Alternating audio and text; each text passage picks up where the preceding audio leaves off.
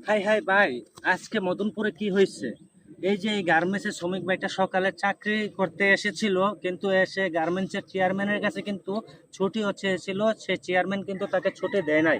এমনিতে কিছুক্ষণ পরে সে আরো অসুস্থ হয়ে গেছে, আরো অসুস্থ হওয়ার পরে কিন্তু সে মারাও গিয়েছে।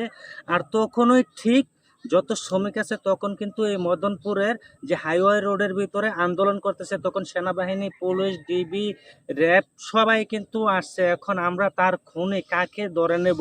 যে চেয়ারম্যান গার্মেন্টসের তাকে ছুটি দিছে না তাকে, না তার রূপকে ধরে নেব? তো এই বিষয়টা নিয়ে কিন্তু সঠিক বিচার চাইতেছে গার্মেন্টস শ্রমিকরা। আপনারা কাকে খুনি ধরা যায় সেটা কিন্তু আপনারা ভোটের মাধ্যমে সাধারণ ছোট্ট করে একটা কমেন্টে জানিয়ে দেবেন। কারণ সঠিক কথা বলার কিন্তু অধিকার এই দেশে কারো নাই। কারণ হচ্ছে সবাই কিন্তু এখন বর্তমানে গরিব, সেজন্য সঠিক কথা বলতে পারে না, বলতে গেলে কিন্তু তার ভয়াবহ অবস্থা হয়।